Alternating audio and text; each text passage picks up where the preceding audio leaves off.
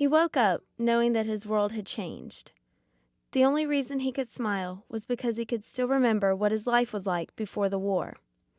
He remembered the way he used to live his life, how all he used to think about was how to be happy, but now all that mattered was staying alive. Iraq is a desolate place. The land itself had more power than any amount of men combined.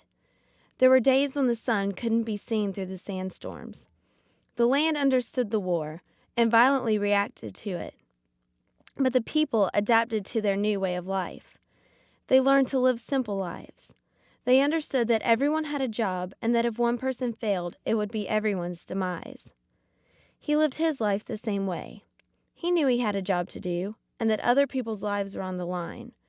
It was his responsibility to make sure that everyone came out alive. If he failed, others would die. He walked up to the same Humvee every day, got in, and did what he was told. He did his job. Most days, he would drive by dozens of deserted homes in which the families had chosen to leave because of the danger. But one house in particular remained the same. The family chose to stay. It wasn't that they weren't scared. They stayed because they had nowhere to go. Every member of the family had a job to do, including the 5 or 6 children. They all had something to do, just like the soldiers always had something to do. One of the little girls reminded him of his own little girl back home. She would come running out of the house when she heard the soldiers coming. She looked so happy when she saw them. He would always remember her smile.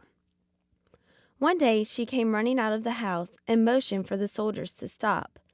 He tried to talk to her, but words were of no use. She used her hands to show that she needed water. The soldiers willingly gave her what they had and moved on. They all hoped that they had made things better, but they would never know. He drove away from the house, feeling as if he had finally done something noble. He felt a sense of pride unlike he had ever felt before. No more than a moment later, not far from the house they had just left, all of the soldiers heard something that they had all heard before. It was an explosion. He looked over and saw each of the children's faces as they recognized what they heard. They saw where the smoke was rising from where the bomb exploded. The soldiers rushed to the site and saw that a civilian vehicle had driven over a landmine. He had seen things like this before, and he understood that people die in wars, but something was wrong. He knew that he recognized the car. Then he saw the little girl. It appeared like she was running towards the soldiers, but he saw that she was running towards the car that had just exploded. That's when he realized that it was her family's car. He ran to stop her, but she was already there. She started sifting through the explosion and was trying to lift the larger pieces, trying to find something underneath. It occurred to him that she was looking for her parents. She was trying desperately to recognize something of theirs within the rubble in order to confirm her worst fear. He never knew what it was that she finally recognized, but she slowly turned her gaze towards his. She stared him straight in the eye, unblinking, unemotional. They were now the same.